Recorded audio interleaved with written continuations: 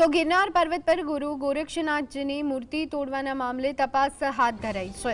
ત્યારે આ ઘટનાને લઈ લોક સાહિત્યકાર રાજભા ગઢવીએ નિવેદન આપ્યું છે। તેમણે કહ્યું કે ચોર ચોરી કરવા આવે અને મૂર્તિ તોડી નાખે એ ચલાવી શકાય તેમ નથી। રાજભા ગઢવીએ સ્પષ્ટતા કરી છે કે જે વ્યક્તિ આ માટે જવાબદાર હોય તેની સામે કાયદેસરના પગલાં લેવા જોઈએ। વધુમાં તેમણે એવો પ્રશ્ન પણ ઉઠાવ્યો કે સનાતન ધર્મની વાતો કરનારાઓ આવા મુદ્દાઓ પર કેમ મૌન રહે છે।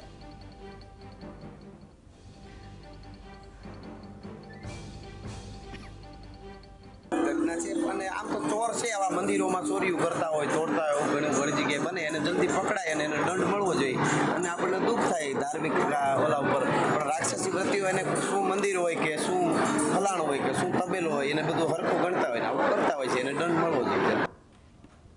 તો આ અંગે વધુ વિગત મેળવી લઈએ। સંવાદદાતા લખીરાજસિંહ ઝાલા हमारी સાથે જોડાઈ ગયા છે। લખીરાજ, ગિરનાર પર્વત પર ગુરુ ગોરક્ષનાથજીની મૂર્તિ તોડવાનો મામલો રાજભા ગઢવીએ તપાસની કરી માંગ, શું વિગતો?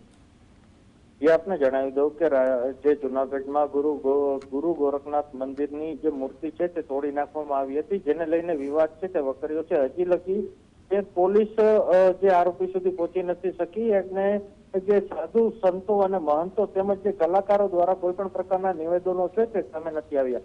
આજરોજ જે રાજભા ગઢવીનો સીએમના કાર્યક્રમ હતો ને જેને લઈને મીડિયા દ્વારા તેમને પ્રશ્ન છે તે પૂછવામાં આવ્યો હતો। તેને લઈને રાજભા દ્વારા જણાવવામાં આવ્યું હતું કે જે કોઈ આવા તત્વો હોય તેને તોડી જ નાખવા જોઈએ અને પોલીસ પાસે પણ તપાસની માંગણી છે તેમના દ્વારા કરવામાં આવી હતી।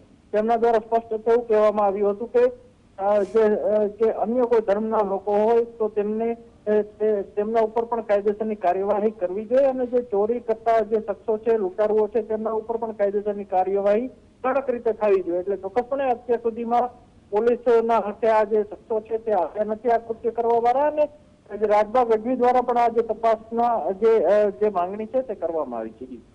જી આભાર સમગ્ર માહિતી આપવા બદલ।